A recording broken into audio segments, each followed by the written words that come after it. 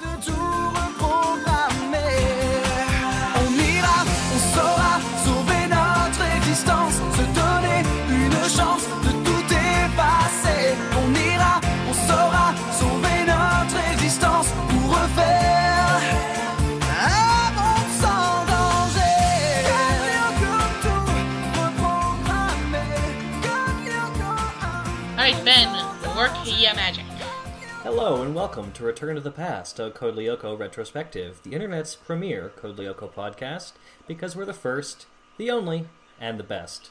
I'm Ben, and I'm a pleasure to have in class. I'm David, and I am recommended by 4 out of 5 proctologists. I'm Mary, and take 2 of me and call me in the morning.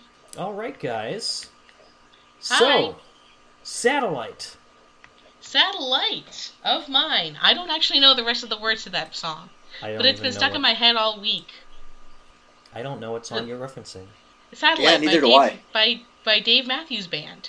I didn't want to say anything. I didn't want to come across as a musical ignoramus. David, it's okay. I don't know the song. I still don't know the song. That's okay. I barely know the song, but the little of it that I know has just been floating through my mind. Like, Dave Matthews' droning little voice is just, like, swirling around in my head. That sounds like a personal problem. Remember that one time when there was a cruise ship for Dave Matthews Band fans, but they had to share the same ship with a steampunk convention? What? That's a real thing that happened. What a wonderful problem to have. Isn't it?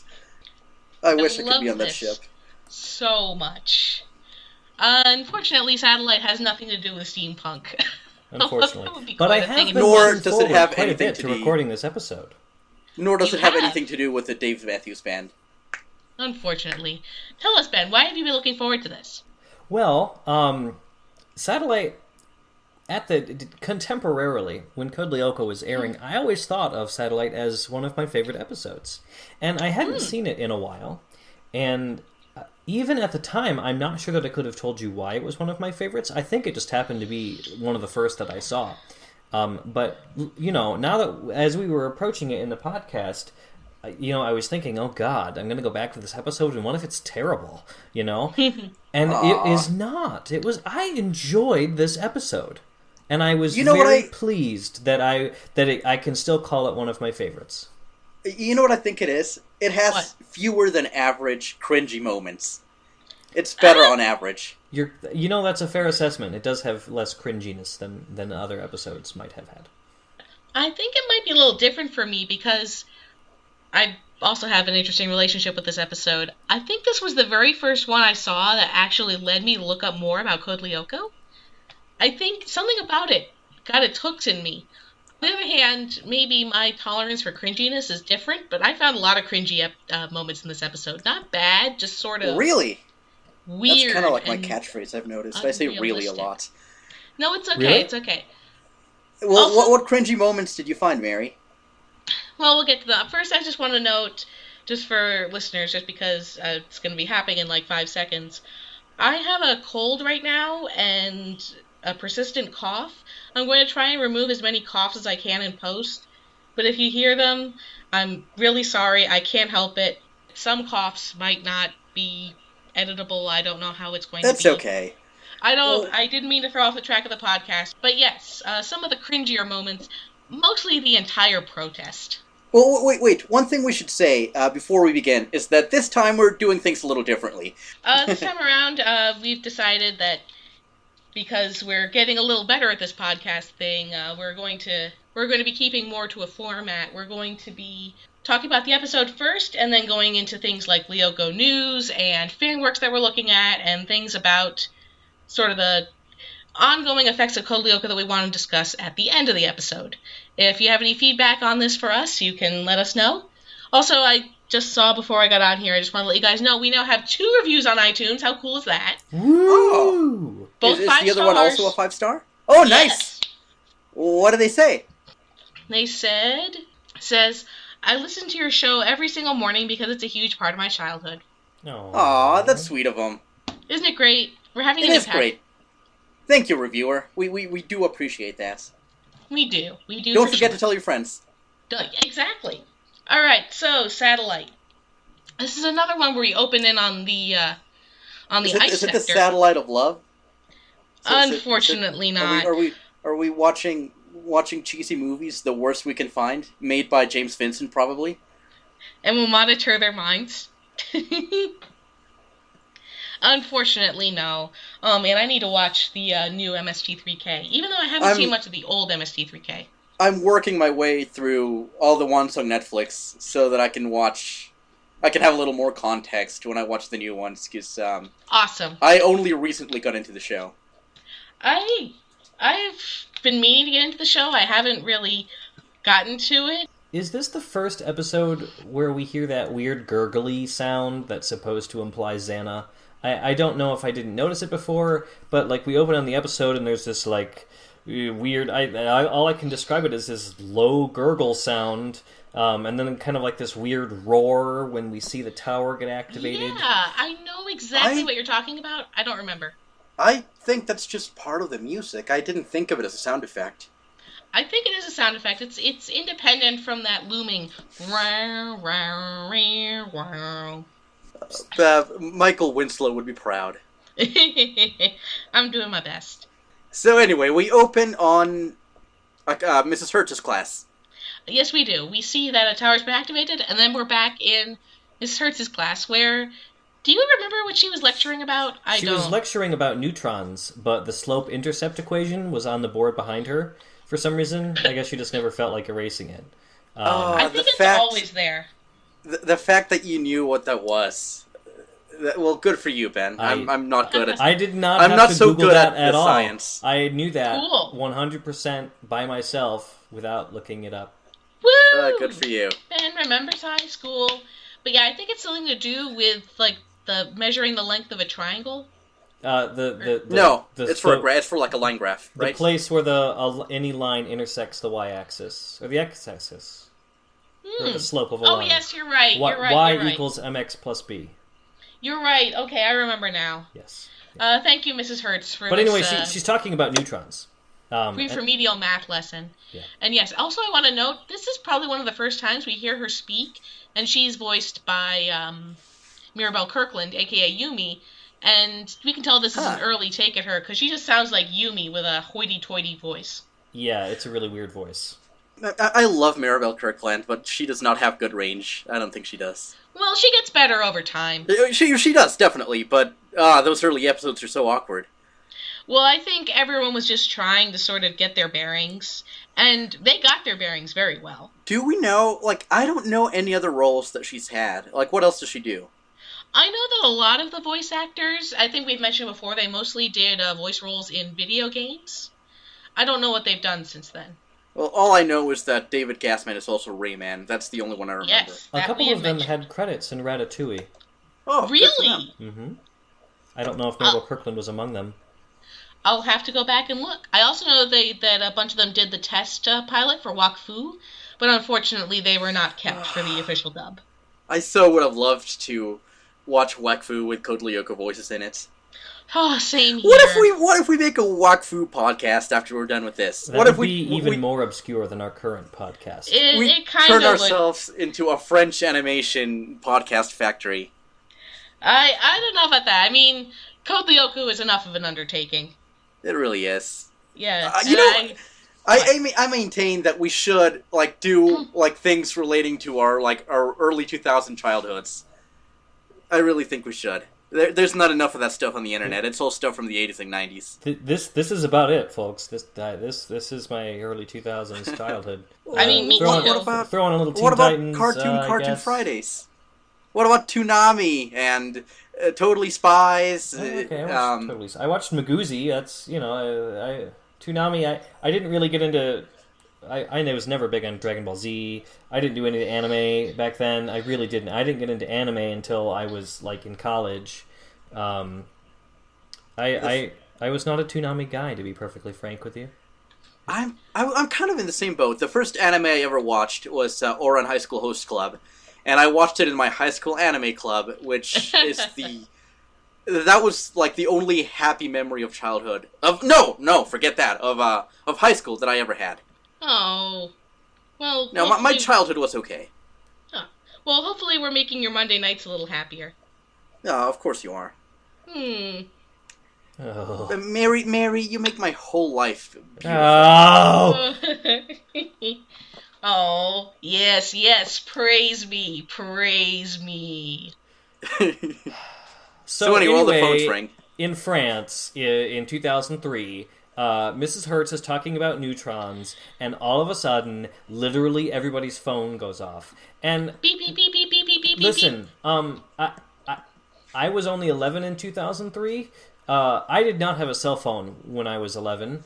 I knew maybe, I don't know, one or two people who did. This entire class, every single one of these children has a cell phone, and they all every single one. And they all take. But they're not 11 either. They're 12 or 13 or 13 and 14. Either way, they all take their phones out in the middle of class, and instead of discreetly turning them off, as one I think should, they all pick them up and answer them. And one of my little listen, I'm not a director. I could never be a director. I don't have that kind of creative chops, but all of the kids say hello like 5 or 6 times. Like the sequence of them saying hello, hello, hello on their phones takes up way too much time in this episode. Yeah, it does. It's very unrealistic. Also, Millie and Tamia are here, which is weird unless they're in some kind of advanced science. What if they are in an advanced science class?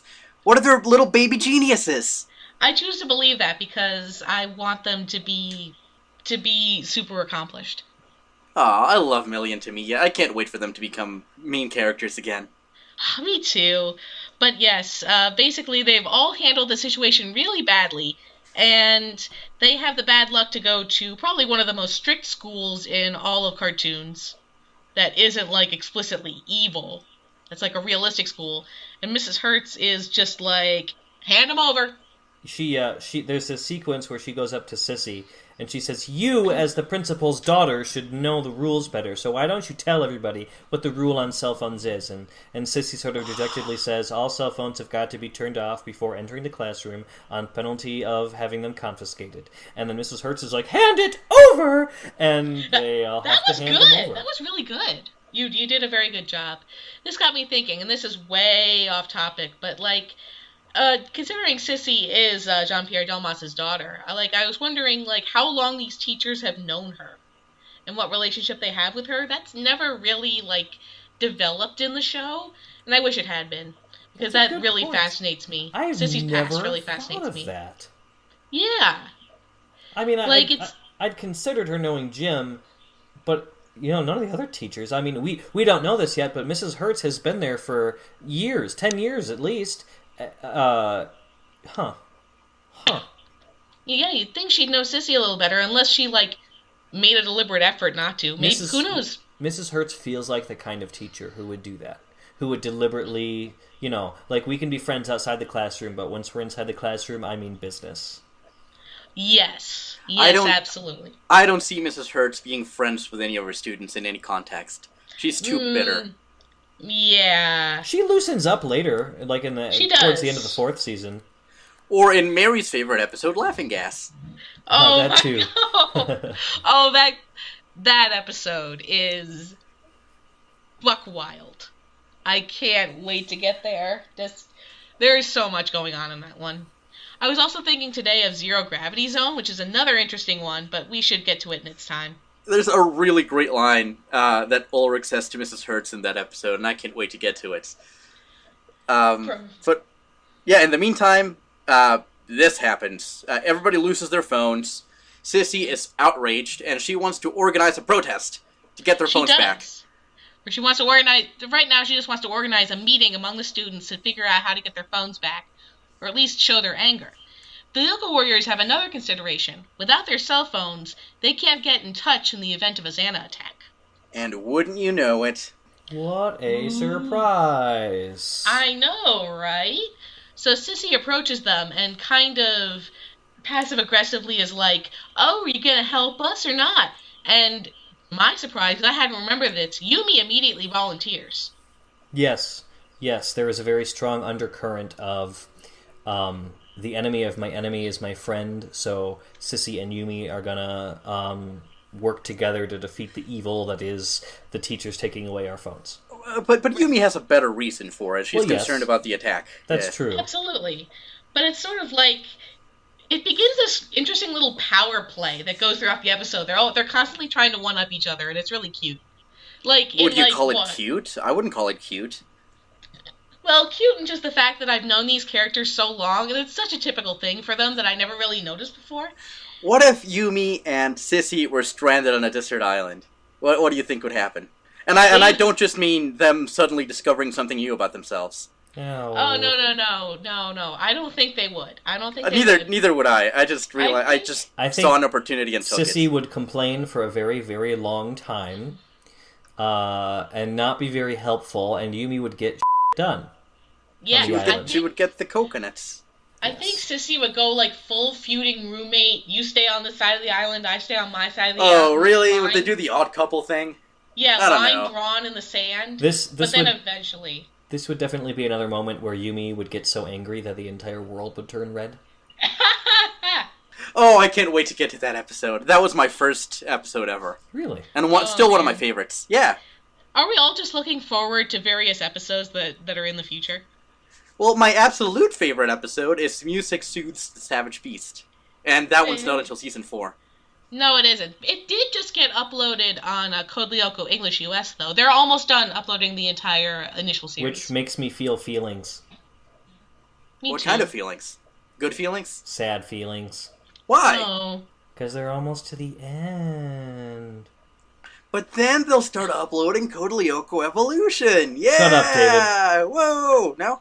I don't know if they will or not. Things might be dicey with that one's rights. Also, it's awful. Yeah. So let's see. Jeremy and Aelita do their thing where they say, "Oh, is there a tower? I don't know. Is there a tower? I don't know. Is there? I don't know. You're cute. You're also cute. Let's make out." Blah, blah, blah, blah, blah, blah. They don't do that last part, dear listeners. No, they don't. They should, though. Was that a deliberate cough? No. That was a very well-planned cough. Mary's diaphragm. My diaphragm thanks you. Actually, my diaphragm is just kind of suffering right now.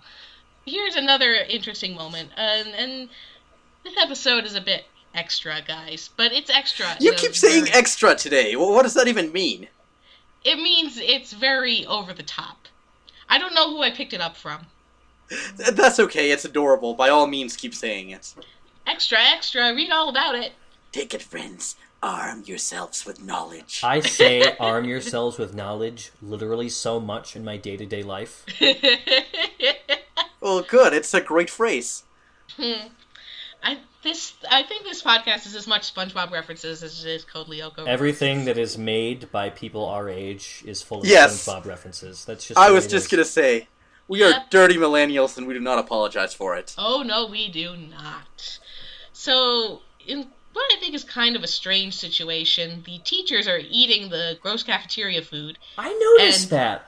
Is that a normal thing in France? Because that would be really weird for the teachers to be eating in the same space as the students in an American school. I think maybe I've never been to a boarding school. I have no idea. One of my teachers made a habit of eating with his students at my elementary school. Well, I mean, that's cute. Yeah, it was. He was my favorite teacher too. That's awesome. He was my that's fifth really grade cool. language arts teacher. Yeah, but I mean, like, they're sitting by themselves and, in fact, talking about how uppity the students are being and how they're not going to give them their cell phones back. And, in fact, Jean-Pierre asks Jim to disconnect the cell phone antenna. Which, sidebar, okay, maybe Mr. Delmas doesn't realize this. The cell phone antenna is not going to belong to the school. The cell phone antenna is going to be the property of the local telecom company. So I don't know what they're thinking. Who thinks of that is what I want to know. Like, Mr. Delmas is peak stern, gruff principal in this episode. He is not even remotely playing around here. Oh, no, he is not. Like, literally, he wants to shut off everybody's cell phones. Like, what if parents need to call or something? Like, I mean, yeah. I get that it's 2003, but, I mean, you know, it's not the dark ages. Like people need phones. But, you know, what do I know? I don't know. Jean-Pierre he has a complex. He always needs to be in control. Meanwhile, speaking... I don't know about that. He's a good principal. He cares about what he does, and...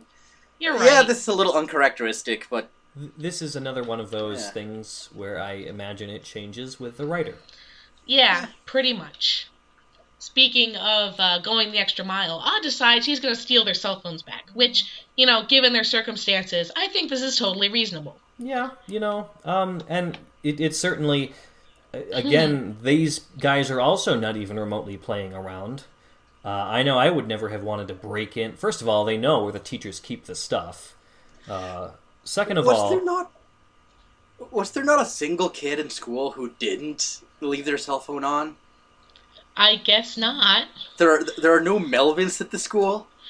I guess there are no Melvins not at the school. Not a single Melvin. Huh. Anyway. This is a Melvin-free society. Just, every school needs a Melvin. At least one. Maybe... Wait, no, Herb had his on. I don't know. Alita is the Melvin by default. Then again, she is a computer. Well, she becomes much less Melvin-y later on. She becomes an out-and-out sass queen. Oh, yes, she does. And I can't wait for that. Oh, man. I love sassy Alita. Yes. I used to not like sassy Alita, but I've come around on her. Good, because sassy Alita is a good Alita to like. So we get this interesting little scene of Odd pulling a grand theft phone. Once again demonstrating that every kid in the school knows how to use lockpicks. He very effectively avoids a teacher. And by the way, they do this, Ulrich is out standing watch while Odd is in, I guess, the teacher's locker room, and he says very loudly, "Oh, hello, Mr." And I could not make out the name of what Ulrich says. But it's not the name of the teacher, because the teacher is Mr. Fumet, but that is not what Ulrich says. Yeah, no, in season 1 at least, they have this habit of pretending that teachers with super French names do not have super French names. They stopped doing that. But there is still that one teacher that's Frenchier than the rest. Oh, yes. Oh, yes. But he's not nearly that Frenchy yet. And I just think, listen, this episode, and we will hear about this later in the episode, but this episode is all the proof that I need to say that it is completely idiotic for them to pretend that this is happening anywhere else but France. Oh, yes, we will see that very definitively. And well, it was the middle of the Freedom Fries era, so maybe they thought... You know what? It was. You're right. It was, yes. Wow. Yeah, this little we may have some listeners who don't know what that refers to. So maybe you're right. Maybe you haven't. So this is 2003. We are still very much in a world where 9/11 was raw, and the United States has been at war in Afghanistan for quite a while, and is now by this time they would have begun the war in Iraq. It would have been in the works at the time that they were recording the episode and making these decisions like how to dub it. But France, which is a member of the United Nations Security Council, which in theory as a world body is supposed to be deciding whether or not nations can go to war, France is vetoing everything at the Security Council that the United States wants to impose on Iraq.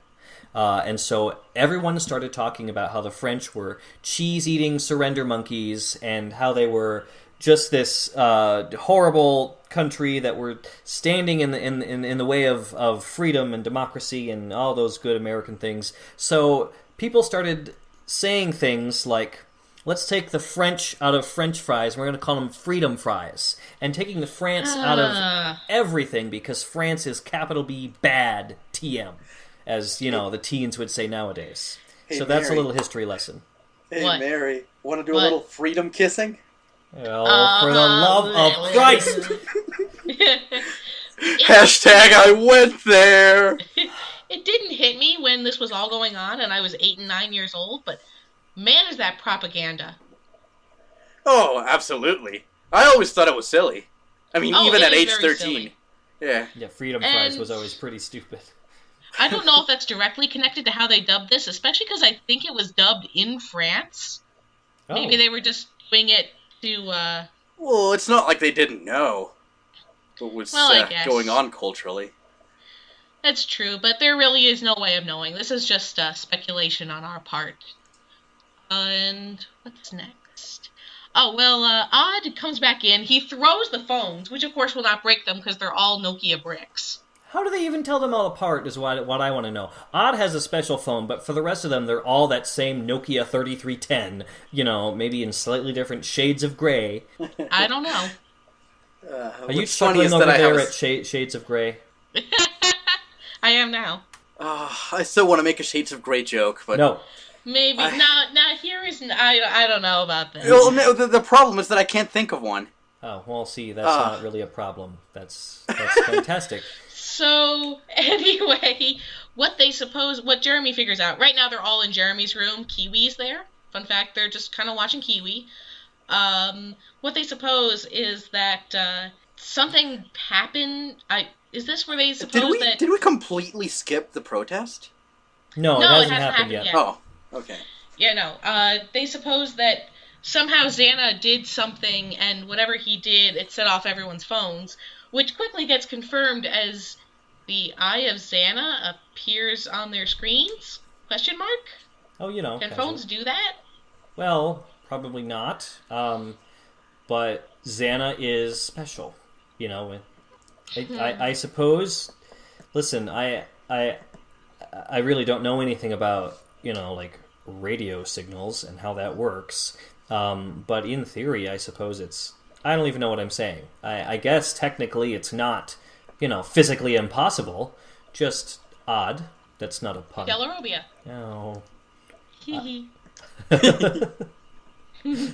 Okay. So, then we go... Oh, then Jeremy decides, if something weird is happening to all of our phones, then we should check out the school's antenna. So Jeremy just randomly pulls out this machine that can scan radio waves, as one has. He just has one lying around. Yeah, don't you? And he resolves to go to the antenna. And then Yumi, I believe, says, I have to go to the meeting because I promised Sissy. Yep, she goes off, and Ulrich and Odd follow Jeremy, because what else do they have to do? So this is actually, and don't ask me why, but I believe at one point I watched this episode in French. And I've never seen any episode in French. I should. This is the only point in this entire podcast where I will ever be able to make a comment like this. But at this time, I can make this statement that there is a difference in the American dub and the French original. So Yumi shows up at the meeting, and they have just finished signing the petition. And they certainly have. Yes. And then Mr. Delmas is, what is going on here? This gruff, paternal, angry, what are you doing, children kind of thing. In the English dub, as we have watched, Yumi, or Sissy kind of stammers, what is going on here is that we have this petition. In the French, all she says, in it's this very sort of prim voice, all she says is, petition, and puts it in her dad's face. Really? Yep. So they added all this stuff for the English, and I think they made it all the more interesting, because I made a note of this. The line was something like, oh, well, Dad, I mean, sir. Yep. That's funny. Yeah. So, isn't it? What if, that completely changes Sissy's relationship with her father? It does, doesn't it? Yeah. It seems... Huh. It seems that the American... Sissy has always had sort of the upper hand on her father, but it seems to be much more dramatic in the French than it does in the English. Is the animation different? No, it's the same, just the sounds. It's totally the same. Another thing that I notice, we very clearly see the petition, and all it is a piece of paper with some signatures on it, and I don't know whose signatures they are because they do not match any name of any of these kids, but they are nice-looking signatures. But the word petition that I saw was clearly the English word petition. there were no It's little... the same in... Well, it's the same yeah, in France, isn't it? but in French they would have spelled it with accents. It would not make sense to not include the accents in French, as far as I know, because they're necessary to tell what the vowel is. Also, in the version that I watched, I can see the word, and it's spelled, it's signatory, but it's spelled Signatore, which is not a French word. So, no, or an English word. Yeah, I don't know what's Italian, going on. mark? It looks kind of Italian. But somebody... I'm not sure. Either... Well, you know what? Maybe Sissy spelled it wrong. But my point here was that it appears that someone went in and changed the text on the petition so that it would not appear French. Was this also present in the French version? Because I'm looking at... I do not recall. Why would they Screenshots. change that and not change the euros? I don't think they changed it, because I'm looking at screenshots of the French version, and it looks exactly the same. Huh. I don't know. So, who knows? Maybe whoever animated it, I don't know what country Code Lyoko was animated in, but maybe whoever animated it, they put that in. I want to say Vietnam. Hmm. But it's also possible that we weren't supposed to be looking that closely. That too. So basically, Sissy gets thoroughly shut down by her father, and Sissy decides... In the words of the famed philosopher prince, Willard Carroll Smith II, parents just don't understand. Instantly, that's also a Jimmy Neutron reference. Huh. It is? Yeah, that I think it was a cover of that song. Was in the credits to the movie. Oh yeah, the what's his face? The Little Romeo version. Yes. You guys remember Little Romeo and Little Juliet? Oh my God, I didn't know there was a little Juliet. That was the thing. It was a movie that he made called Little Romeo and Little Juliet. Oh my God. I've never seen it. See, this really is early 2000s we're going back to here, folks. But yes, Sissy decides parents just don't understand, and she decides that as long as they don't have their phones back, then she's not going to class, and neither is anyone else. Now, as a side note here, this sounds ridiculous to us. Like, what, they're going on strike because they don't have their phones? These are French students, and French students are known for this sort of thing. Striking and protests. Wait, what? Really? Oh, yeah. Yes. I never knew this. I thought this was just Sissy being silly. Well, what I'm referencing is not middle school students, but like French college students, like shut down French civil society at certain points. I'm not really a learned enough student of French history to tell you when exactly. I want to say somewhere around the 60s. There were student protests everywhere. But French students, especially college students, protest a lot. It's just sort of a thing that they do. Well, good for them.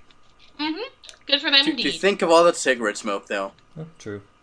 That's one thing we also don't see referenced much is cigarette smoking. That probably would have been a lot more prevalent in 2003 France. But, of course, you can't really air something on American television with cigarette smoking. In fact, you really can't. You literally can't. You would be advertising smoking to children. Basically, yeah, pretty much.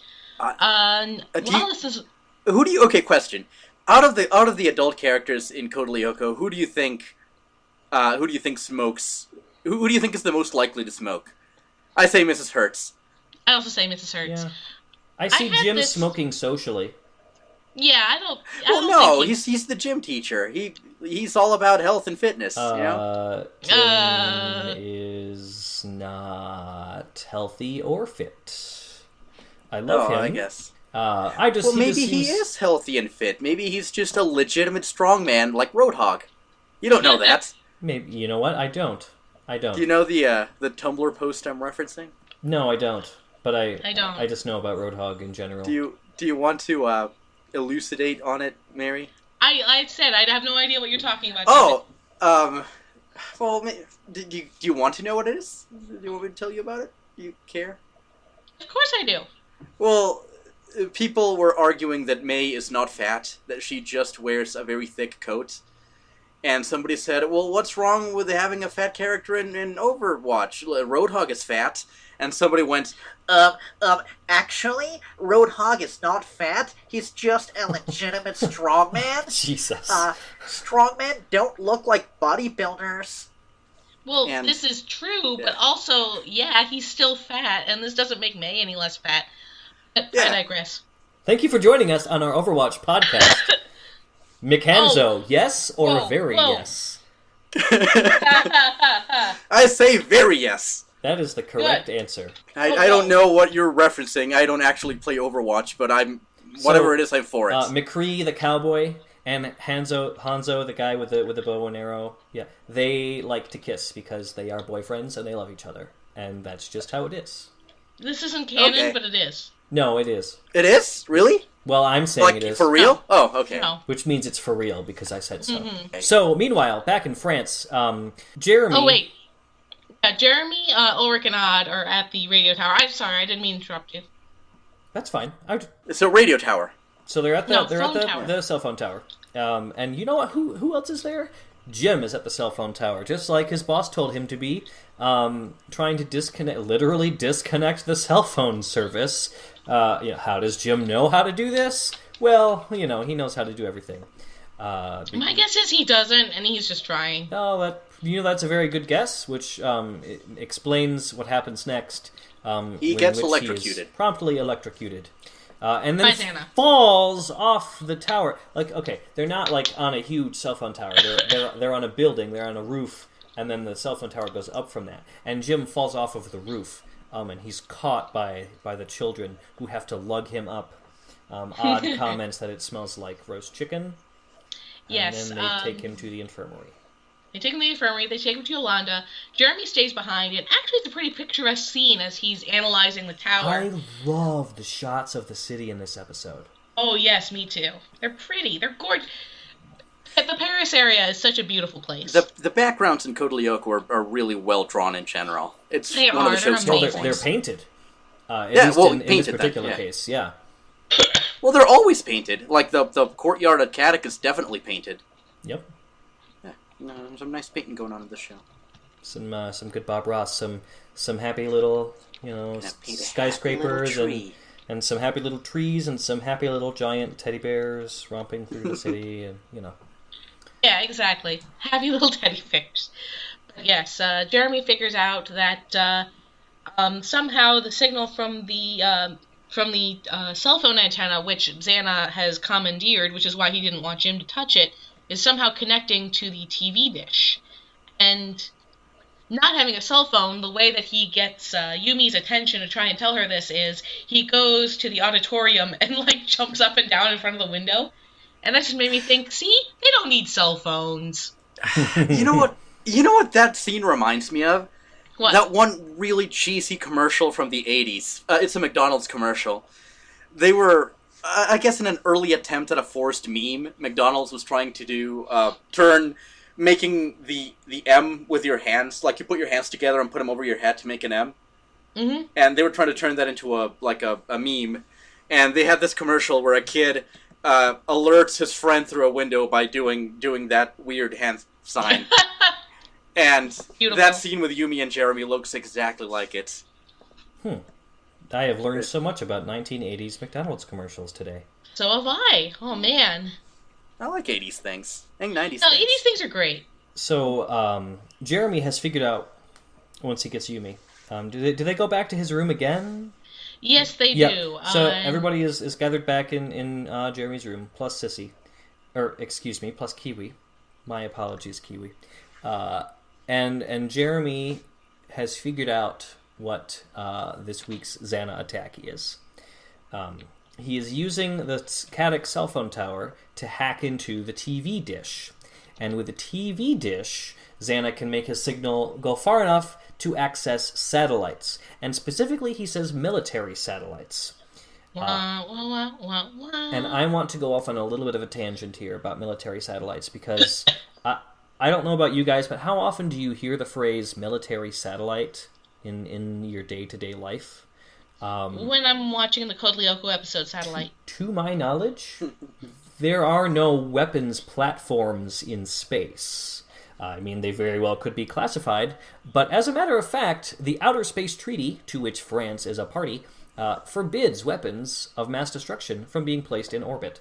While conventional weapons are not banned, the jury is out on the satellite that XANA has chosen. Does that mean that Superman in Superman 4: The Quest for Peace is violating an international treaty when he grabs all the nukes and chucks them into space? Yes, absolutely. Yes. That's funny. He's absolutely doing that. Well, no, Superman himself is not a nation state that's a party to the United Nations Convention on outer space. But details. My guess is he's a naturalized American citizen. Well, as Clark Kent, he is. Do you know? There was there was a debate in comics about this, about whether or not Superman was quote unquote born in the United States because, when he was inside the rocket. We won't get into that, but just know that that's actually like a debate that people have. But anyway, so the satellite that Jeremy apparently has in mind is a satellite with a giant laser on it. And is this possible? This is one thing that I don't think people stop and think about.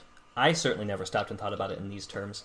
The technology in the universe that Code Lyoko takes place in has to be more advanced than in ours, because it is not outlandish to Jeremy that this laser satellite exists. And obviously they have this giant supercomputer with scanners and there's a whole universe in there. I just thought that was just one guy being really good at programming. But clearly something else is happening here. If they have giant laser satellites in space, later in the series we will see even more very powerful computers and a whole space station. That's way in the 4th season. But clearly, that's such a good episode. Yeah. I was just going to say, have you ever heard of anyone speaking of Code Lyoko in this kind of context, where it's a more advanced present-day type thing? Because more people should talk about that. I think probably not pioneers, but we are certainly some of the happy few. Also, the tower that is activated, because we literally see the super scan detecting the activator. This is the scan. I keep calling it the super scan. The scan detecting the activated tower as soon as Jeremy says he's figured out what the XANA attack will be. And for the second time, they say, quote, polar region instead of ice sector. Yep. Season 1, man. Yep, precisely. So they all go running off to the factory, and in a moment of doggy, just brilliance, Kiwi jumps up, opens the door, and runs after them. It's adorable. Kiwi is adorable in this episode. Kiwi is a smart dog. This is another episode where he's a smart dog, as opposed to sometimes where he's a dumb dog. Yeah, well, I think they try to make him dumber over the course of the series. I like smart Kiwi. I like all Kiwi, but I like it when Kiwi is such an ugly dog, though. I don't have it in me to feel emotions for Kiwi, because he just hurts to look at. Kiwi's a wonderful dog, no matter what. He is wonderful, but he's also ugly. Yeah, maybe it would help if you envisioned him as an actual bull terrier. It would help. I love doggies. Me too. I love them so much. I want to give them little pats on their heads. Fun fact: if you have a pet bird, only pet them on their heads, because if you touch any other part of their bodies, they interpret it as you trying to seduce them. Oh, that's... There you go. Okay. That's how birds express sexual interest in one another. Is that why all these birds are coming on me all the time? Because I keep rubbing their wings? Oh, I need to stop doing that then. Oh, well, yeah, it's not advised. Okay. All right. It's a thing that I learned about a year ago. Oh. Huh. Did you just someone randomly come up to you in the street and say, "Hey"? No, I think I think it was part of a Cracked article. Oh, okay, that makes perfect sense. Okay. It does make perfect sense. Where were we? So now I believe we see the protest. Yes, we do. Sissy has outfitted everyone with signs that say "I heart phone," except the phone is an actual picture of a phone.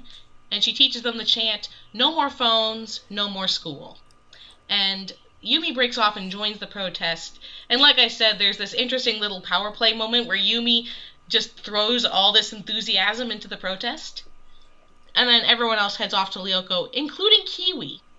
There is a really interesting thing that I noted, and it's easy to miss, but at the beginning of the protest scene, in the background, the music changes to like drum beats and a piccolo, and it feels very American Revolution to me.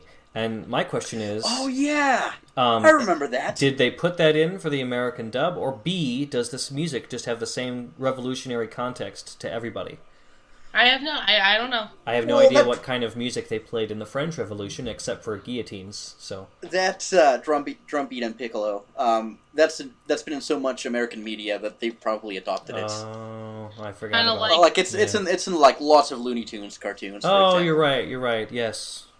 Yes, I should have thought of the cultural colonialism. Okay, got it. Yeah, kind of like the, whatchamacallit, the gavel. Oh yeah, yes. the gavel. Yes. But anyway, yes, Kiwi shows up just as they're going down the sewer tunnel, and Odd's like, okay, Kiwi, I guess you're coming with me, and Kiwi jumps into Odd's arm, and he like kind of awkwardly hangs on Odd's arm as he's climbing down the tunnel. Yep. That's Rides pretty on adorable. Jeremy's scooter down the sewers. That's cute. This, It's adorable. to me, I'm not sure why, because as I'm reading my notes as we're going through the episode, I don't know why I put it in here particularly, but this is the first episode to me that does not feel like a first of anything episode. We are into the series proper by now. However, it is not. You're right. It is not so far into the series that the things that repeat every episode do not yet feel stale. Maybe that's another part of the reason that I like this episode so much. Could you see End of Take as the first episode? I'm not sure that I could see End of Take as the first episode, but I did say that this episode absolutely could have been the second episode. And okay. We'll get into that a little bit later, or as we go into the factory, because they take great care in this episode, more than many others, to show the route in which they go to the factory. Jeremy explicitly says, let's take the tunnel in the park to get to the factory. They show the sewer very well, they show them getting up on the bridge, and then, as they're going into the elevator... Yeah, the cross-section, right? And to be honest with you, last Oh my episode, goodness. when I was watching End of Take, I remember thinking, I thought that they used to do that thing where they did a cross-section, but they haven't done it yet, so I Yes, guess I they must be did. They did it this misremembering time. that. And I saw the cross-section! So that's why I say that, because why would they put the cross-section in episode 9, but not in episodes 1 through 8? Especially with the difference in voices... I wonder if this was intended to be an earlier episode, and to be honest, I wonder why they ordered the episodes in the way that they did, because it's not like they strictly depend on each other from A to B to C. I don't know.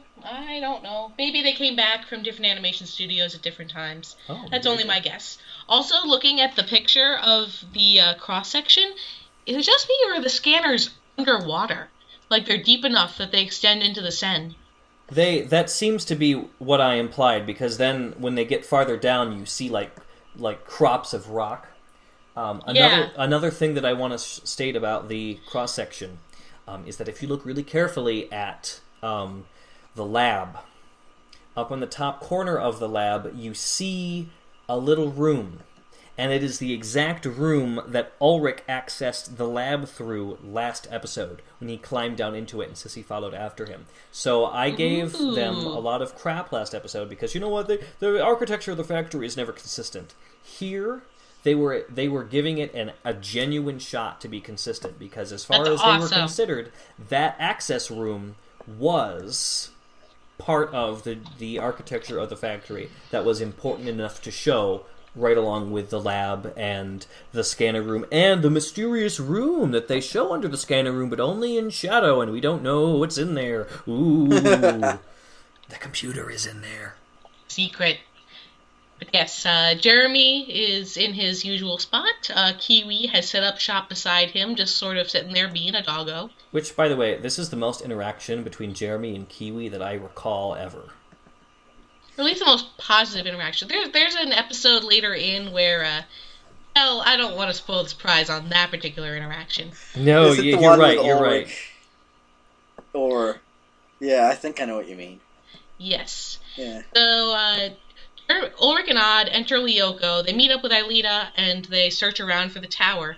Meanwhile, Jeremy is trying to look up more about what kind of spy satellite XANA might be targeting. Like we said, he finds the laser satellite, and there's a very interesting logo that pops up. It seems to be... I think that bird kind of looks familiar to me. Is it U.S. Air Force? Sorry, I'm typing in Google.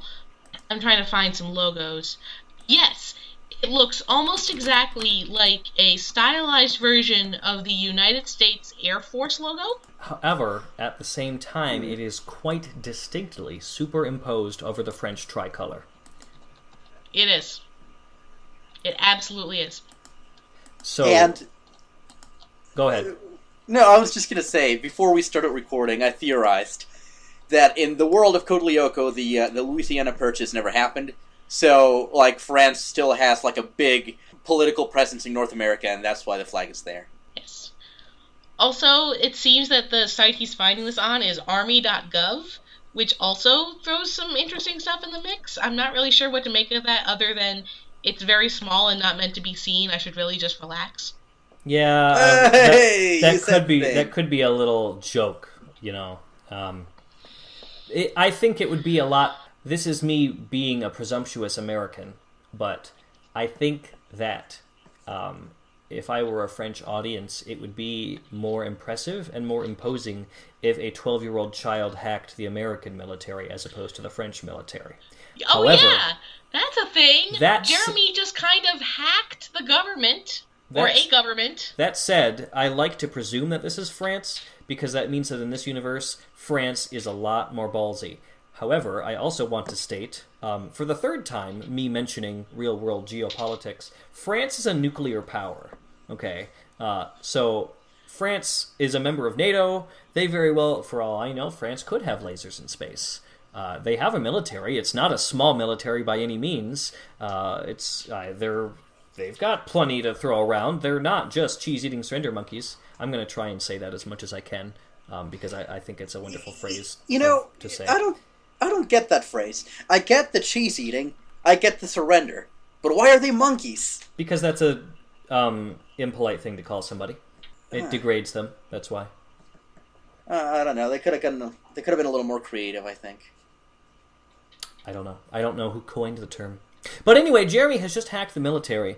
There isn't really anything that he can do hacking-wise to stop I don't actually XANA. have any beef with France, by the way. I love France. Yeah. It's just a thing that we say here because we are awful. Yeah, but Jeremy, all he can do is say, we have to hurry, because if XANA gets this satellite, it's crazy. I don't know what he says, but it's a BFD. Yeah, big freaky laser deal. And so he figures he has to warn Yumi, but without a cell phone. So what does he do? Dog mail. And, of course, now we know why Kiwi was so oddly prominent in this episode, when he didn't really have to be. But no, so Jeremy writes out... well, we don't know, actually, what happens immediately. All we see is Jeremy just look at Kiwi, and then we cut back to the protest, where they're all chanting, no more phones, no more school, and throwing their signs around, and my notes are vague in this scene, so someone else fill in for me. Kiwi appears, and he walks right up to Yumi, and she's like, oh, hey, Kiwi, what are you doing here? And then she notices that he has a little note tucked into his collar. But then, what happens is that Principal Delmas sees her with the dog, assumes that the dog is hers, and takes her into his office for a chew-out. He has a conniption, practically. Yeah. Pretty much. He's like, first phones, then dogs? Yeah, I mentioned this earlier, and I want to repeat it. Mr. Delmas is not playing around in this episode. He is very straight. Let me read for you word for word what are in my notes here.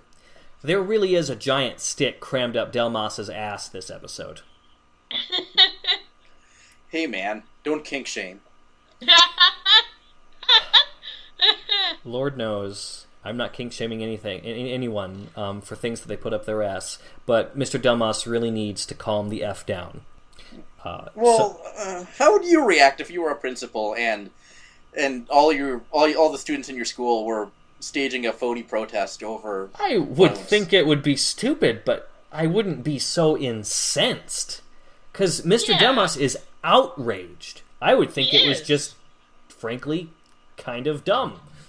Yeah. You know, but I would also think that this is the kind of thing that 12-year-olds would protest. You know? Yeah, I guess but that's you're right. me being a principal. I would not make myself principal of a school. I would not put myself in charge of children. How happy I am that this is the most devastating thing in their lives, you know? Yeah, that's very true. Oh man. Of course, they are about to all get shot by a giant laser, which is not something that we have ever had to face. So, you know, Oh, no, 6 it one way, isn't. half dozen the other. Well, except for that one time. Yeah, except for that one time. Yeah, we don't want to talk about that. No, but I'd rather not talk about it. Huh? Uh-huh.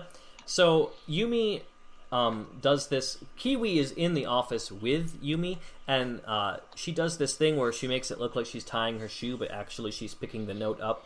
Yep. And reading it, and Mr. Domas is like, Yumi, pay attention. What are you doing? You know, you're usually so sensible. And he is just capital P pissed. He suspends her. How long does he suspend her for? A month? A month. I think, yeah. As, Or no, I think later Wait, he can does that. suspended for a month? So no school for a month? this is literally. That is extreme. I could have sworn that I wrote this down in my notes. But he suspends her for... Oh, here it is. He suspends Yumi for a month for having a dog, and I guess for saying weird things that he doesn't like And it's her not saying. even her dog. Compared, It's just a dog. compared to a couple episodes ago, where Mr. Delma suspended Yumi for a few hours for assaulting a Assaulting teacher. a teacher. Depending on the writer. Yeah. I'll say. There is one great line that I love in this scene. And it's one of the lines that has stuck with me, I guess. I don't know why, but I think it's great. So, as, you know, Mr. Demos is blustering away, and Yumi just sort of gets up, because she now knows that a giant laser satellite is going to shoot at them. She says, "I'm sorry, sir, but I need to leave right away." And then she leaves, and then she sticks her head back in the door. And so all you see is her head, and she says, "You too, as a matter of fact. Everyone around here has to leave." And then she just runs away. And then I assume that Jean-Pierre is just sitting there like, oh yeah, no, he like slumps back in his seat because he doesn't understand. Yeah. He's like, why do I do this? Why do I do this to myself? Everything is going crazy around him. Poor Mr. Domas. I would love to see Poor Code Mr. Lyoko Domas. from Mr. Domas' perspective. It's basically just, I'm a principal and my life is a nightmare. Let's go back to Lyoko for a moment, shall we? We shall. This is one of those episodes where what happens in the factory and what happens in real life is a little more tied together, so you can't just Do one go and then from the one. other. Yeah. So the monsters that Ulrich and Alida encounter this time are Ben's favorites again, the wasps. The Waspsters, as they do explicitly state in Waspsters. this episode, which makes me Yeah. cry. I still didn't hear waspsters. They only say it once, Definitely but they said do it. say it. The first time that we see them, they say Waspsters. Ugh. And they said it again. And this time they have a new toy. And you know what the toy is? Acid! Acid. You know what? I am now convinced that the waspsters, if you will, are explicitly based on the termites from ants. Because they look just like them, and they spit acid. I will have to rewatch Ants in order to make a statement on that. It's been a while. And you just Google image them. They look just like the wasps, but without wings. Let's see, termites, ant, zzz. What's the verdict? Oh, sweet baby Jesus, they do. Yeah. Like, only vaguely, but wow. Yeah, they're pretty scary, right? They're terrifying. But yes, while this is all going on, and while they're all trying to avoid the acid, Jeremy is tracking Xana's control of the satellite. At one point, Xana does take control, and you can see this red line pointing out from the Earth. This, like, 3D mopped green mesh of the Earth. Dang, that is a sweet Earth. It's a really And- nice rendered Earth. It is. And Jeremy can see... I like that Earth. That is a nice Earth. I love this. Oh, I love doing this with you guys. Hashtag early 2000s. Yes! So the defining moment comes. Jeremy watches as XANA targets across the some places across the globe and comes to rest on France. Explicitly on France. And then it zooms in a little further, and crosshairs go explicitly in the Paris region. There is no getting around this whatsoever at all. He is clearly targeting Paris, France. It is not ambiguous in the slightest.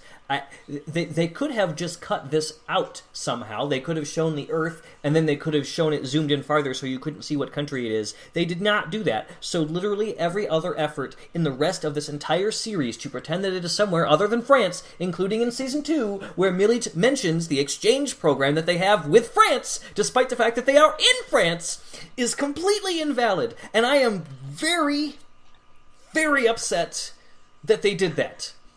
Very. Okay, I'm done. Thank you. Beautiful. I feel better now. So yes.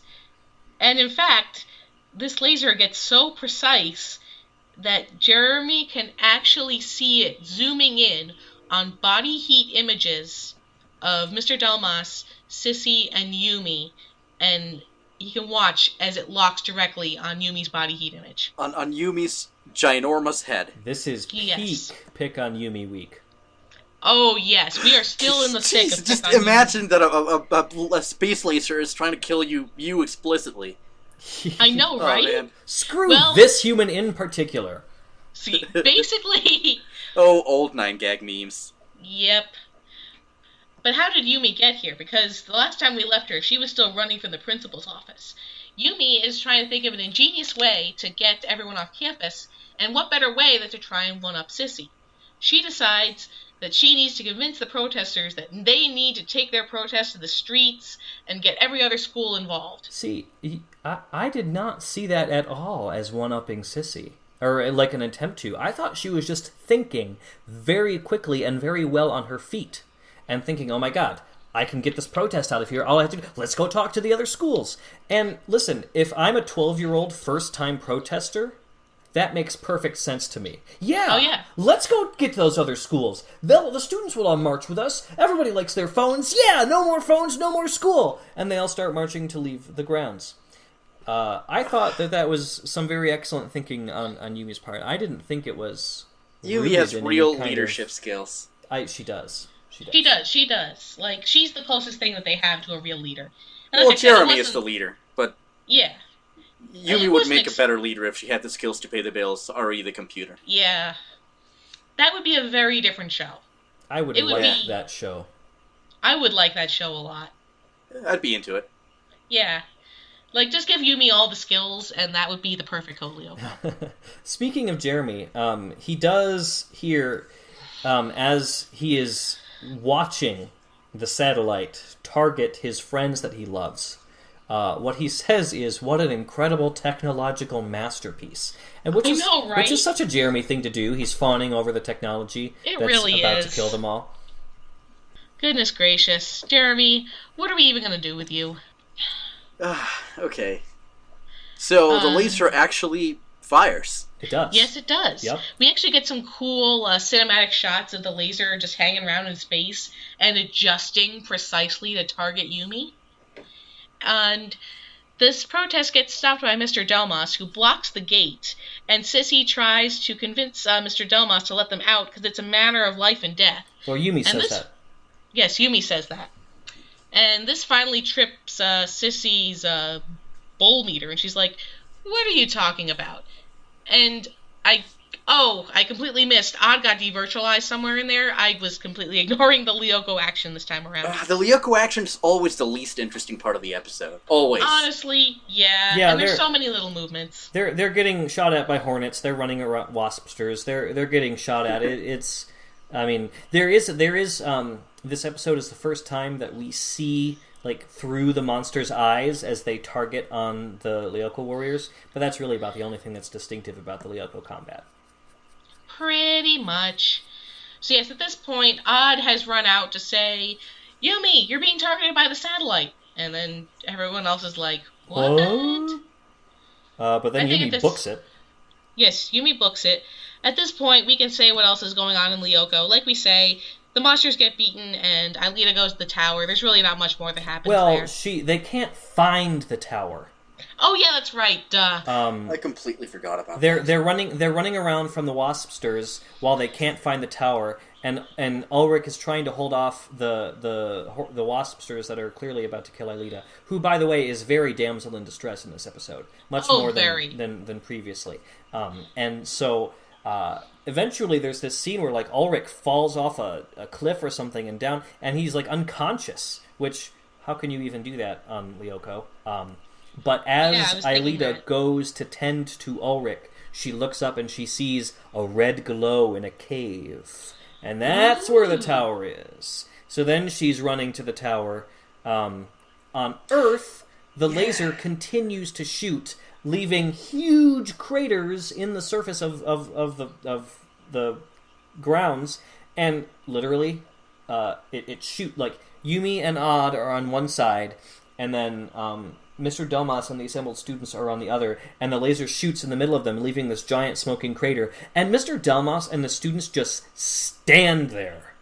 Like, really? A giant laser just fell from the sky and is shooting at the ground in front of you, and you don't immediately scatter? They do eventually run. Like Mr. Delmas says, let's run! But like, it is not nearly fast enough. Like, we see a couple seconds later, you can see the laser as it approaches. It makes the sky all pink and like as if it's like vaporizing the air around it as it's coming down. It's clearly like there's you look up, there is clearly a giant laser beam coming at you. So they could have seen it while it was coming, but they didn't.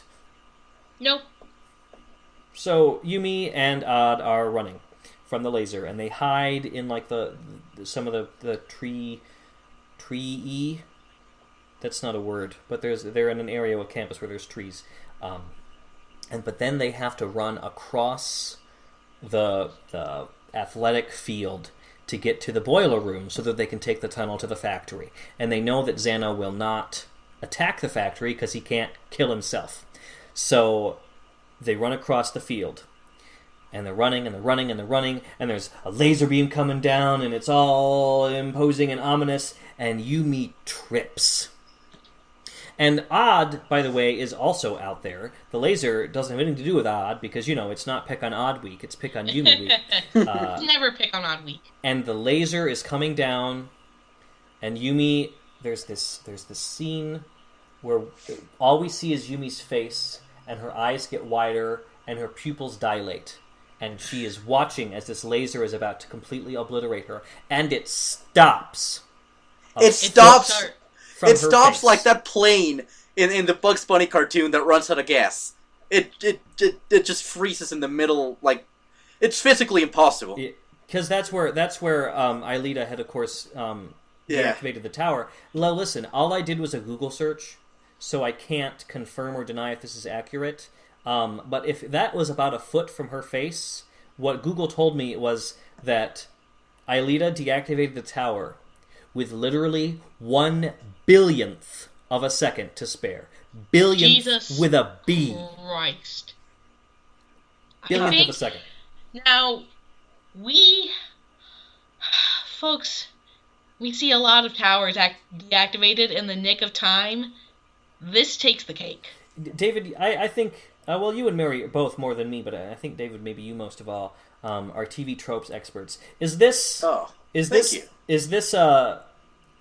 like one of the primary examples of whatever the trope name is for stopping thing in the ridiculous nick of time? Because I don't know. I don't know. I should check after we finish recording. If it isn't, it should be. Oh yeah. Because another. Not even a second later, and Yumi would... There is nothing on a human timescale that can process a billionth of a second.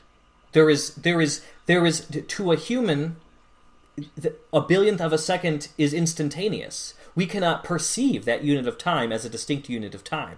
There is literally functionally no difference to Yumi to having that laser having stopped and then it having hit her. She would have not noticed any difference of time between the two moments, except for the fact that Aelita paused time. Yeah. And I was very young when I saw this episode for the first time. I, invented a false memory of a close-up of her just staring wide-eyed at the laser. No, you're right. We do not see her seeing the stopped laser, but that would have been cool. That would have been cool. And then, of course, they reverse time, and it all gets undone, as it does in the earlier episodes. And, yeah. And then, as David told me earlier when we were watching this episode, the Lyoko Warriors turn into Melvins. They do. They turn into such Melvins, you guys. They bring balance to the school by becoming Melvins. Yes. How about you tell us what this scene is all about?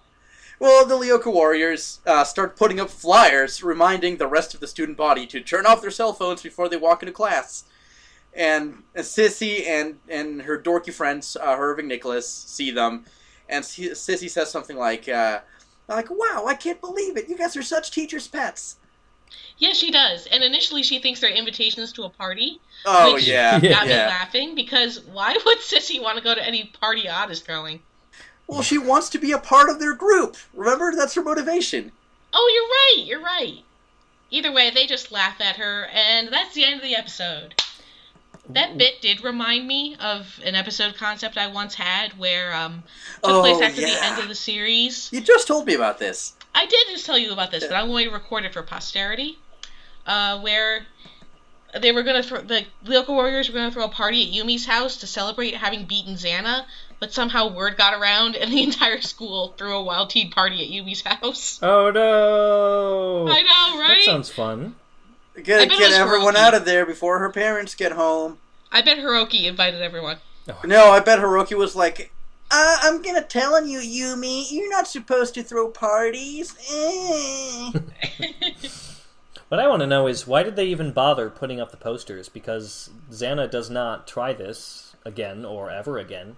And I always wonder, does he just determine that it's not worth the resources to try and attack over again?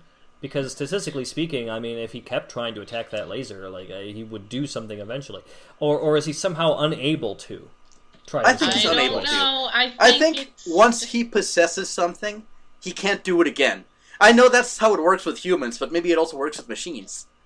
I don't know, man. You know, that's a good point.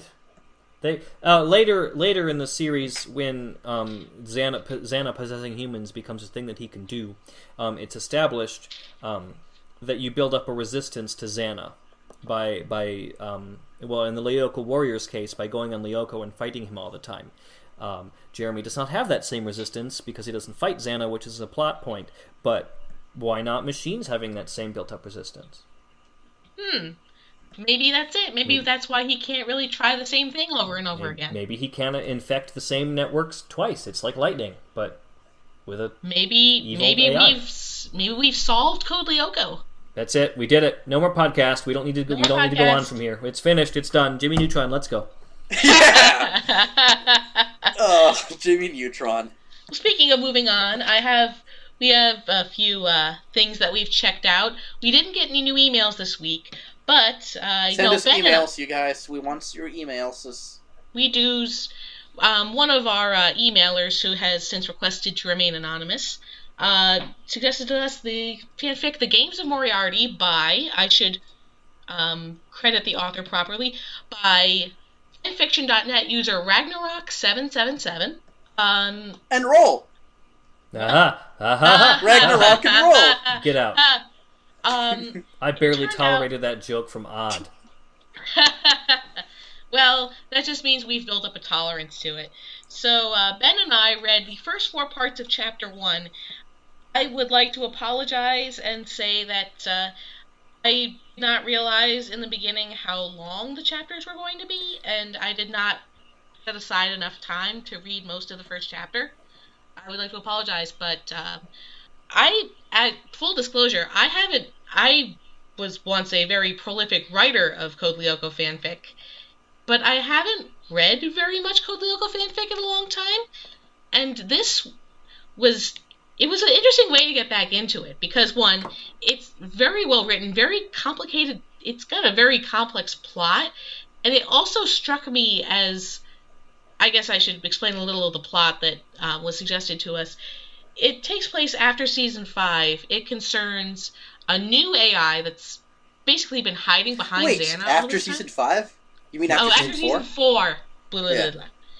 It concerns an AI that's sort of been hiding behind XANA all this time, who might be a human that got trapped in the system and sort of evolved over time. And basically, you know how XANA is not terribly human and basically just single-mindedly working toward a goal? This Moriarty, whoever or whatever he is, he doesn't really have any goal other than just making the Lyoko warriors suffer. Like, and he's very good at it.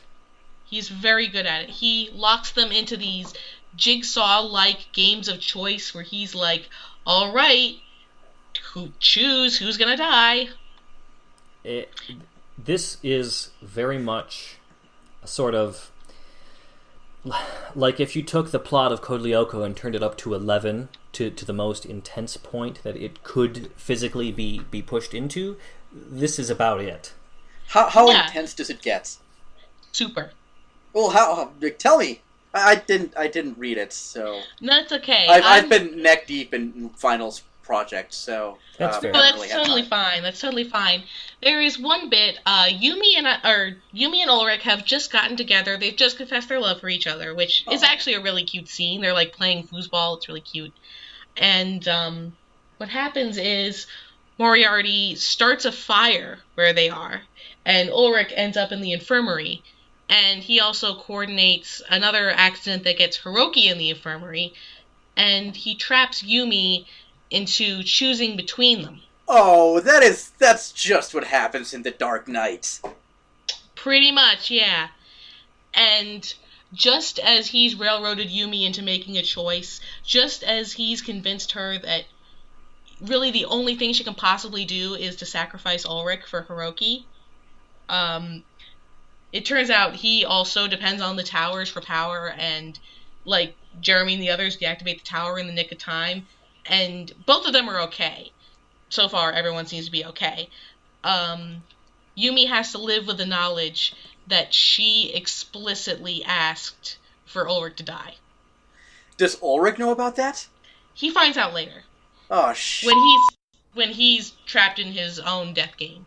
But actually, it's a really, frankly, badass scene where he outsmarts Moriarty by figuring out, like, he doesn't actually want to kill the Lyoko warriors because it means that he can't play with them, and he clearly enjoys playing with them. So basically, I'll be frank with you, this is a rough read, but it's also, I feel like this would never have been possible on the show, but I feel like it's what I would have wanted out of, like, one episode. Maybe. You can't do that episode and then go back to status quo after that, though. You can't, you're right. On the note of fan fiction, I haven't read fan fiction in probably quite a while. And sort of, the idea of fandom, because it was such a big part of my life when I was younger, I guess I just sort of took it for granted. Like, oh, of course I'm, still part of fandom. But then I came across this fanfic that's 548,000 words. And, and I'm reading all of this, and I'm just, thinking to myself, wow, I have really forgotten. And as an aside, I won't get too far into this, but another friend of mine happened to recommend to me some Harry Potter fanfic. And Harry Potter has not been a fandom that I really considered myself in since approximately 2011 when Homestuck took over my life. And, and by then Harry Potter had faded. But so he's recommending to me this Harry Potter fanfic, and he asked me what my favorite pairing was, and I'm like, I don't know, I'm gay trash, something probably like Harry Ron or Seamus and Dean, and unfortunately he couldn't find me any Dean and Seamus stuff, which is a shame because most people should ship it. But he found me. Go ahead. No. You finish your story. Mine is tangential. He found me this fic about Harry and Cedric, which, that's kind of a crack ship. And it was on this list of This was so old, it wasn't just from a live journal. It was from a Yahoo Geosites that someone had to mirror because obviously Geosites got shut down. But it was all this list of insane crack shippings, and I'm looking at myself and I'm thinking, wow, I completely forgot how crazy shipping could be. And I run across this Harry Cedric fic, and it's Cedric is confessing that he's gay, and obviously that's kind of outlandish. But I'm just sitting there and I'm thinking to myself, when I was the age where I was into Harry Potter, this would have been very meaningful to me as a person who was thinking about that kind of thing about myself, at that same time. And it really dawned on me over the course of, that and reading this fanfic, how disconnected I've been from fandom in general. How I've been taking everything for granted.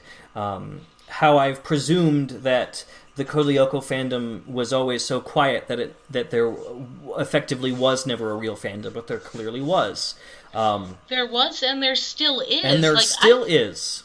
I've been having that same thought as you, and the response that we've been getting to this podcast and looking at the Reddit, and it's really opened my eyes to how many people are still out there and how we're just we were in one little enclave in the past, and we need to, I guess, be more aware of what's still out there and what we're sort of encroaching on, Yeah. Yeah. Especially... More emails will definitely help us get back in touch, because we want to hear from you out there, We do, and we've heard amazing things. I don't know if I'll be very frank, I don't know if I'll have the time to read the rest of the Games of Moriarty, but I would like to finish the first chapter, and I'd also like to take a look at Dumb Lyoko. And another thing that actually someone on Twitter told me about is there are some people who are trying to put together a reboot project called Lyoko Rebirth. Which I looked at some trailers, and it's very impressively animated. They have a Facebook page that has 8,500 likes. Yes. So clearly that there is a lot of love and care being put into this. And if somebody out there is listening to this, and listen, all three of us, please don't be offended when I say this, we're kind of old fogies. Yes, we are. So... Whoa, Ben, this is a family-rated podcast. Please, if you could take a moment of your time and explain to us how it was that you came across Code Lyoko, because some of you... some of the people, I presume, are so young that you didn't really catch the show when it was first airing. I imagine there are people out there who got into Code Lyoko because of Code Lyoko Evolution, and if it kind of bothers you how much we poop all over it all the time, please let us know. I personally, and it sounds like Mary does too, we all here, we want to know what fandom means to you, because we are learning over the course of our little pet project that there is more out there than we had previously believed. Same here, and as on the subject of evolution, I know we joke about it a whole lot. I would totally be open if we decide, once we've seen Echoes, that we want to dive into CLE. I'd totally be open to it. I would, Let's do something else before that, though. I mean, you're going to have to be prepared for him to be snarky about it, because... and of course, I agree. Let's do something else before then. Yeah. But, even so... we should respect it for what it is as part of the show that we love, even if we do love to pick on it as well. Right, exactly. We are kind of old and out of touch, and we would like to see what this is all about without imposing ourselves, without being elitist, even if, in fact, we have recorded our voices and put them on iTunes for the world to hear, You dang kids with your Code Lyoko evolutions and your animated YouTube trailers, and back in my day, all we had was BB Code forums. Emojis? Back in my day, we didn't have smartphones. We had to do emojis with our faces.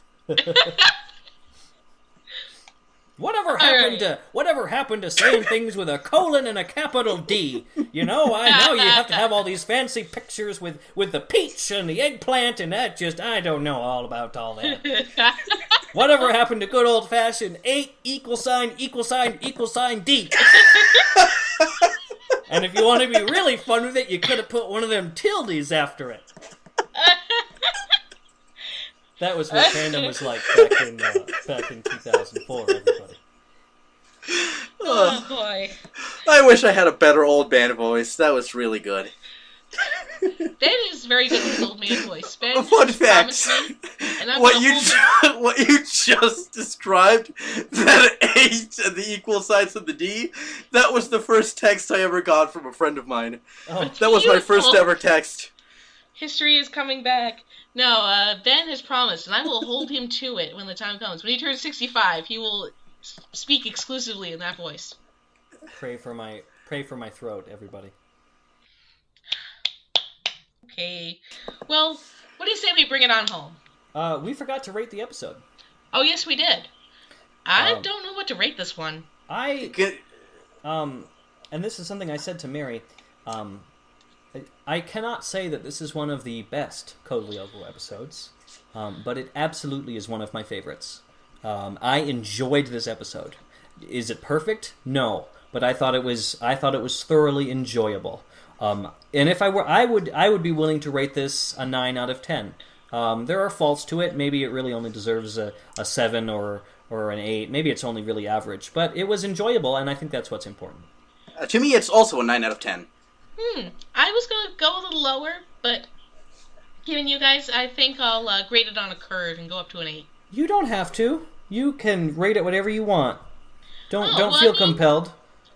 There are parts of it that make me suspend my disbelief a little too much, but not nearly as much as, say, Laughing Fit.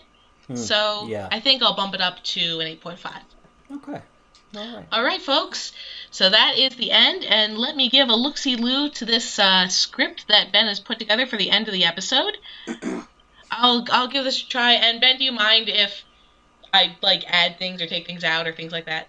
Well, the point of the script is that it's the same thing every time, just so that because I was listening to NPR like the good liberal that I am, and programs.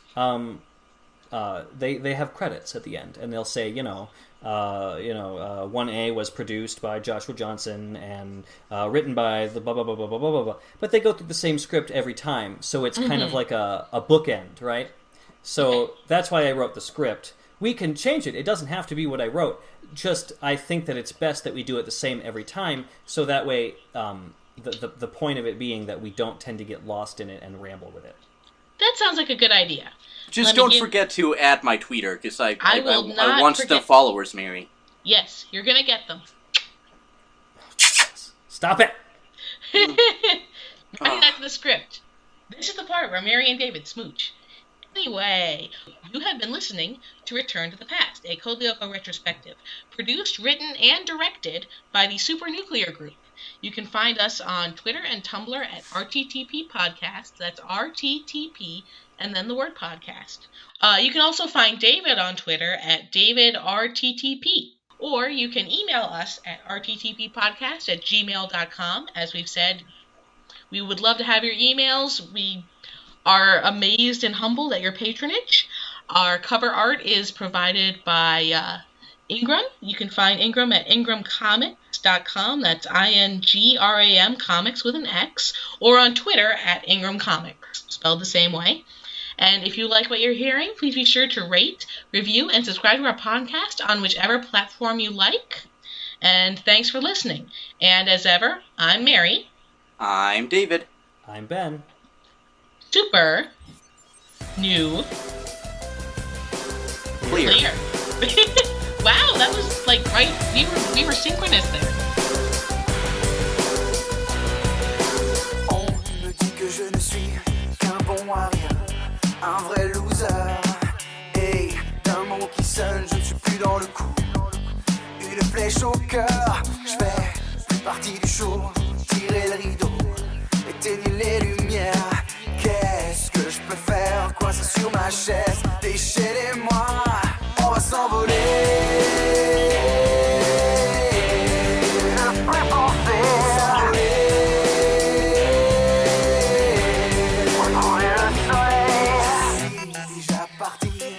les ailes en bataille d'un ange déchu.